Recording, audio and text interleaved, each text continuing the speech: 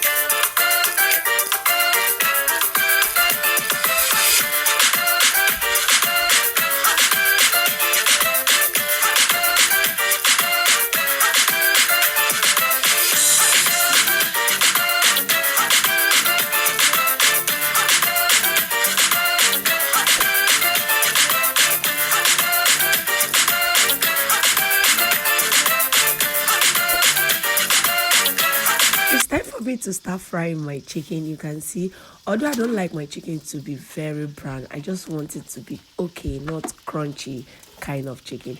And the first set is ready, just for me to remove it and put the last set. Then I will dive into my stew so that you will know how village stew tastes. That's so sweet.